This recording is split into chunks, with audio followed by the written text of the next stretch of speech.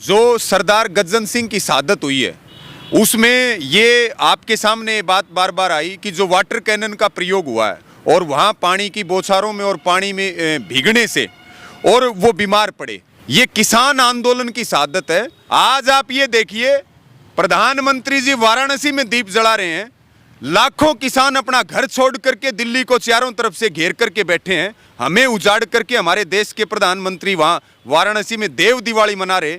ये लोकतंत्र तो कम से कम नहीं हो सकता। हमारी मांग को नहीं सुना गया और ये तीसरी शहादत है।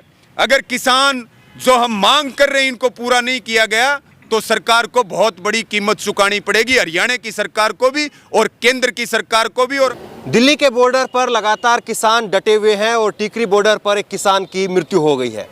किसान यहाँ पर मौजूद हैं और इस वक्त हम ये ट्रामा सेंटर बहादुरगढ़ में हैं और किसान की जो डेड बॉडी है इस वक्त यहीं पर है, मोर्चरी में उसको रखा हुआ है। कैसे जो है, क्या नाम था इनका, कहाँ से रहने वाले थे, कैसे ये पूरा घटनाक्रम हुआ? इस आंदोलन में ये दिल्ली के बॉर्डर पे ये तीसरी किसान की दर्दनाक मौत है और इनका नाम गज्जन सिंह, बाबा गज्जन सिंह सरदार, 55 साल की उम्र थी, लुधियाना जिले के रहने वाले थे। और हरियाणा में जो इन्होंने अंदर आए थे वो टोहाना बॉर्डर से अंदर आए थे और टिकरी बॉर्डर पे इनकी डेथ हुई है। और दिल का दौरा पड़ने से 29 तारीख को रात को 9:15 बजे धरना स्थल पर इनकी डेथ हुई है। दिल का दौरा पड़ा है, लेकिन आप जो है सरकार से इसको फिर कैसे जोड़ रहे हैं? हम एक बात कहना चाहते हैं, एक पीछे की घटना आपको बताना चाहता हूँ। 14 अक्टूबर को नारायणगढ़ में बीजेपी सरकार ने इन काले कानूनों के समर्थन में और किसान आंदोलन के खिलाफ ट्रैक्टर यात्रा निकाली थी और हमने उस ट्रैक्टर यात्रा का विरोध किया था, काले झंडे दिखा के उस ट्रैक्टर यात्रा को रोका था, अवरोध पैदा किया था उसमें। तो वहाँ से एक राणा जी थे, बुजुर्ग 55 साल के ही, उनकी डेथ हो गई दिल का दौरा पड़ने से।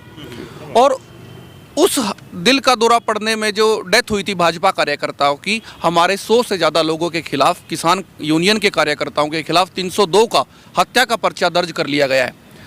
अब जब पंजाब से लोग यहाँ आए हैं और हरियाणा से लोग यहाँ आए हैं, अब अवरोध सरकार ने पैदा किया है और सरकार ने वाटर कैनन छोड़ा है उनके ऊपर और सैकड़ों राउंड टीयर गैस के गोले दागे हैं, सड़कें उखाड़ी हैं और बैरिकेड लगा के धक्का मुक्की पुलिस ने लाठीचार्ज किया है, पत्थर फेंके हैं। तो अगर नारायणगढ़ की घटना के साथ टिकरी बॉर्डर की घटना का कंपैरिजन किया जाए तो एक देश, एक संविधान, एक कानून के हिसाब से हम मांग करते हैं हरियाणा के मुख्यमंत्री पर, हरियाणा के डीजीपी पर, हरियाणा के चीफ सेक्रेटरी पर और हरियाणा के गृह मंत्री पर 302 का पर्चा दर्ज होना चाहिए। अगर ये 302 का पर्चा उनके खिलाफ दर्ज नहीं होता है तो हम आंदोलन में हमारी ये मांग और शामिल करेंगे, क्योंकि ये तीसरी हत्या है और सरकार के द्वारा ये हत्या है और 302 का पर्चा सरकार के ऊपर बनता है। आप कह रहे हैं कि सरकार के ऊपर जो है ये सरकार द्वारा हत्या है, लेकिन इनकी हृदय गति रुकने से जो है हार्ट अटैक से जो डेथ हुई है, फिर सरकार के साथ में कैसे जोड़ रहे हैं आप? ये पुराना मसला ठीक है, लेकिन इस आंदोलन में कैसे जोड़ रहे हैं? देखिए, सीधे तौर पर जो किसान आंदोलन चल रहा और किसान आंदोलन में जो सरदार गज्जन सिंह की शहादत हुई है उसमें ये आपके सामने बात बार बार आई कि जो वाटर कैनन का प्रयोग हुआ है जुलाना के अंदर, जो वो सबसे पहले वाटर कैनन की चपेट में आए और वहाँ पानी की बौछारों में और पानी में भीगने से और वो बीमार पड़े, हार्ट अटैक आया या हृदय गति उनकी रुकी, तो उसके कारण भी तो ये हैं। उसके कारण भी है कि वाटर कैनन का प्रयोग हुआ, उसका कारण है कि आंसू गैस के गोले छोड़े गए, उसके कारण है कि दूसरे तरीके से उनको उनके शरीर को जो यातनाएं मिली। इसलिए जो है ये सीधे तौर पर ये जो आंदोलन के अंदर जो हमारे सरदार गज्जन सिंह जी की शहादत है, ये किसान आंदोलन की शहादत है और हमारे भाई ने भी इस बात को बताया और ये सीधे तौर पर सरकार की जिम्मेदारी बनती है। ये सरकार की जिम्मेदारी है, ये प्रदेश के मुख्यमंत्री की जिम्मेदारी है। आज आप ये देखिए, प्रधानमंत्री जी वाराणसी में दीप जला रहे हैं, लाखों किसान अपना घर छोड़ करके दिल्ली को चारों तरफ से घेर करके बैठे हैं, हमें उजाड़ करके हमारे देश के प्रधानमंत्री वहाँ वाराणसी में देव दिवाली मना रहे। ये लोकतंत्र तो कम से कम नहीं हो सकता। दूसरी बात, हमने जो मांग रखी है यहाँ पर, हमारे जो परिवार है हमारे सरदार गज्जन सिंह का, दूसरे हमारे जो साथी हैं। और ये सीधे स्पष्ट तौर पर ये मांग है हमारी कि एक तो जो है ये सरकार में बैठे लोगों के ऊपर, जो यहाँ के अधिकारी हैं, चाहे वो यहाँ के डीसी हों और चाहे इस प्रदेश के मुख्यमंत्री हों, उनके ऊपर 302 का मुकदमा दर्ज होना चाहिए। दूसरी बात, शहीद जो सरदार गज्जन सिंह हैं उनके स्मारक के लिए सरकार किसी राष्ट्रीय राजमार्ग के ऊपर जगह मुकर्रर करे बहादुरगढ़ में।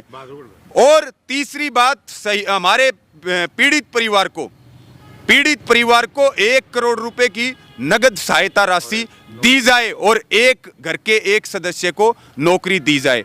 अगर हमारी मांगों के ऊपर, क्योंकि अगर अलग अलग बयान आ रहे, आप हरियाणा के कृषि मंत्री के बयान सुन रहे, मुख्यमंत्री के सुन रहे, अलग अलग भाजपा के लोगों के सुन रहे। एक अमित शाह जी ने ये कहा कि हमने किसान आंदोलन के खिलाफ नहीं बोला, हमने ये नहीं कहा कि ये कांग्रेस का है या ये खालिस्तान का है, हमने ये एजेंडा नहीं चलाया। तो हम अमित शाह जी को ये बात कह रहे हैं कि अगर आपकी बात पे यकीन करें अमित शाह जी, आप इस देश के गृह मंत्री हैं, आप हरियाणा के मुख्यमंत्री से ले लो इस्तीफा।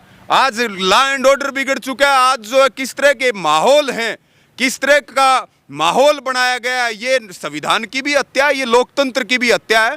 और अगर हमारी मांग, हम पीड़ित परिवार के बीच में बात करें कि अगर हमारी मांग को नहीं सुना गया, और ये तीसरी शहादत है, अगर किसान जो हम मांग कर रहे हैं इनको पूरा नहीं किया गया तो सरकार को बहुत बड़ी कीमत चुकानी पड़ेगी, हरियाणा की सरकार को भी और केंद्र की सरकार को भी। और अमित शाह को जब हम सच्चा मानेंगे किसान के लिए, वो जो है इन मुद्दों के ऊपर और किसानों की शहादत के ऊपर प्रदेश के मुख्यमंत्री से इस्तीफा ले ले। आज इसका असर ये पड़ा है कि हरियाणा में सरौ खाप पंचायत ने एक फैसला लिया है कि सभी खापें इस किसान आंदोलन में उतरेंगी और किसानों की गलत गिरफ्तारी, किसानों की शहादत पे सरकार को घेरने का काम करेंगी। और इसका नतीजा भी यह आया है कि सोमवीर सांगवान ने भाजपा से समर्थन भी वापस लेने की घोषणा कर दी है और अपने चेयरमैन और सभी सरकारी पद भी उन्होंने छोड़ दिए हैं। तो जिस तरह से परमेंद्र ढूल ने इनका साथ छोड़ा, अब उसमें सोमवीर सांगवान छोड़ के आए हैं। ये आंदोलन हरियाणा के गांव-गांव में पहुंच चुका है। और आज जिस तरह से इन्होंने वाटर कैनन का प्रयोग करा, जिस तरह इन आंसू गैस के गोलों का प्रयोग किया, यहाँ किसानों पे छोड़ने के लिए तो पानी है, किसानों के नहाने के लिए, पीने के लिए तक इनके लिए पानी की व्यवस्था नहीं है। तो न्याय और जो ये लॉ एंड ऑर्डर की सिचुएशन जो बदली है, इसके लिए जिम्मेदार मुख्यमंत्री हैं, वो अपने पद से इस्तीफा दें और मोदी इस चीज़ के लिए माफ़ी मांगे किसान से। उनकी तबीयत कब से खराब होने लगी? ਤਬੀਅਤ ਠੀਕ ਸੀ। ਜਿਹੜੇ ਅਸੀਂ 24 ਤਰੀਕ ਨੂੰ ਪੰਜਾਬ ਦੇ ਵਿੱਚੋਂ ਜਿਹੜੇ ਸਾਡੇ ਕਿਸਾਨ ਹੈ ਦਿੱਲੀ ਵੱਲ ਆ ਰਹੇ ਆ, ਜਿਹੜਾ ਬਿਮਾਰ ਪਹਿਲੇ ਹੋ ਰਿਹਾ ਉਹਨੂੰ ਬਿਮਾਰ ਨਹੀਂ ਆਇਆ। ਜਿਸ ਠੀਕ ਕਿਸਾਨ ਪੂਰੀ ਸਿਹਤ ਤਕੜੀ, ਕੇਂਦਰ ਸਰਕਾਰ ਖਿਲਾਫ ਉਹੀ ਲੜ ਸਕਦਾ ਜਿਹੜਾ ਸਿਹਤ ਲਈ ਠੀਕ ਹੈ। ਗੱਜਣ ਸਿੰਘ ਪੂਰਾ ਠੀਕ। 24 ਤਰੀਕ ਨੂੰ ਸਾਡੇ ਕੋਲੇ ਮਹਿਲਾ ਚੌਂਕ ਸੰਗਰੂਰ ਜ਼ਿਲ੍ਹੇ ਦੇ ਵਿੱਚ ਪੈਂਦਾ ਪੰਜਾਬ ਦੇ ਵਿੱਚ, ਉੱਥੇ ਰਾਤ ਕੱਟੀ ਹੈ। 25 ਤਰੀਕ ਨੂੰ ਅਸੀਂ ਮੂਨਕ ਤੋਂ ਟਹਾਣਾ ਵੱਲ ਉੱਥੇ ਰਾਤ ਕੱਟੀ ਹੈ। 26 ਤਰੀਕ ਨੂੰ ਸਾਡਾ ਜਦੋਂ ਅਸੀਂ ਉਹ ਬਾਰਡਰ ਕਿਸਾਨਾਂ ਨੇ ਤੋੜਿਆ, ਬਾਰਡਰ ਦੇ ਵਿੱਚੋਂ ਅਸੀਂ ਪਾਰ ਹੋਏ ਹਾਂ, ਉਦੋਂ ਹਰਿਆਣਾ ਸਰਕਾਰ ਨੇ ਉਹਤੇ ਪਾਣੀ ਦੀਆਂ ਪਛਾੜਾਂ ਮਾਰੀਆਂ, ਆਥਰੂ ਗੈਸ ਛੱਡੇ ਗਏ।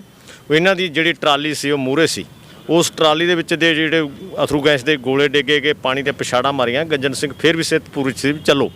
ਉਦੋਂ ਰਾਤ ਜਿਹੜਾ ਸਾਰਾ ਅਸੀਂ 27 ਤਰੀਕ ਨੂੰ ਇੱਥੇ ਆ ਗਏ। ਸਾਡੇ ਜਿਹੜੇ ਜ਼ਿਆਦਾ ਨਾ ਪ੍ਰਬੰਧ ਹੋਣ ਕਰਕੇ ਵੀ ਜਦੋਂ ਅਸੀਂ ਪੁੱਛਦੇ ਹਾਂ ਵੀ ਬੰਦੇ ਨੂੰ ਕੋਈ ਢਿੱਲਾ ਕਿ ਠੀਕ ਹੈ ਯਾਰ, ਠੀਕ ਹੈ ਤਕੜੇ, ਉਹ ਤਕੜੇ ਠੀਕ ਦੇ ਹੋਣ ਕਰਕੇ ਉਹਦੀ ਜਿਹੜੀ ਸਾਹ ਦੀ ਠੰਡ ਹੋਣ ਕਾਰਨ ਕਰਕੇ ਮੌਤ ਹੋਈ ਹੈ। ਉਹਦੇ ਸਿੱਧੇ ਕੇਂਦਰ ਸਰਕਾਰ ਨੂੰ ਅਸੀਂ ਜਿਹੜਾ ਇੱਕ ਲੈਟਰ ਲਿਖਿਆ, ਕੇਂਦਰ ਸਰਕਾਰ ਨੂੰ ਲਿਖਿਆ ਵੀ ਆਹ ਜਿਹੜੀਆਂ ਮੰਗਾਂ ਵੱਲ ਗੌਰ ਨਾ ਕੀਤਾ। ਇਹਦੇ ਜ਼ਿੰਮੇਵਾਰ ਜਿਹੜੇ ਅਧਿਕਾਰੀ ਜਿਸ ਨੇ ਰੋਕਿਆ ਉਹ 'ਤੇ ਕਾਰਵਾਈ ਹੋਣੀ ਚਾਹੀਦੀ ਹੈ। ਜੇ ਕਿਸਾਨ ਦੂਜਾ ਇਕੱਲੇ ਕਿਸਾਨ ਦਾ ਵੀ ਹੋਣਾ ਚਾਹੀਦਾ। ਜਿਹੜੇ ਰੋਡਾਂ ਦੇ ਵਿੱਚ ਵਿਘਨ ਪਾਇਆ, ਪਹਿਲੀ ਵਾਰ ਸਰਕਾਰ ਸਾਡੇ ਪੈਸਿਆਂ 'ਚੋਂ ਸੜਕਾਂ ਬਣ ਰਹੀਆਂ, सरकार तोड़ रही है। पहली बार किसान रेल ਦੀਆਂ ਗੱਡੀਆਂ चला रहे हैं, सरकार रोक रही है। तो आप लोग गजेंद्र सिंह की मौत के लिए सरकार को जिम्मेदार मानते हैं?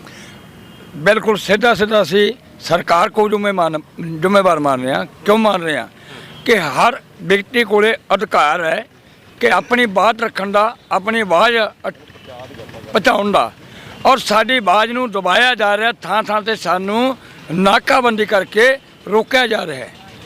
और जिस करके सानू मुश्किलां खड़ियां हो रही हैं और सानू मुश्किलों का सामना करदे होया, और जिहड़ा साडे 3 साथी ਸ਼ਹੀਦ ਹੋਏ ਨੇਗੇ ਔਰ ਉਹਨਾਂ ਦੀ ਜ਼ਿੰਮੇਵਾਰ ਸਰਕਾਰ ਕਿਉਂ ਜ਼ਿੰਮੇਵਾਰ ਸਰਕਾਰ ਹੈ ਕਿ ਦੇਖੋ ਜੇਕਰ ਮੰਨ ਲਓ ਐਮਰਜੈਂਸੀ ਅਸੀਂ ਕੋਈ ਚੀਜ਼ ਖਾਣੀ ਪੀਣੀ ਨਹੀਂ ਤੇ ਤੁਸੀਂ ਧੱਕੇ ਨਾਲ ਸਾਨੂੰ ਕੋਈ ਚੀਜ਼ ਪਿਆਓ ਤਾਂ ਭਲਾ ਕਿਵੇਂ ਠੀਕ ਬਣੂਗਾ।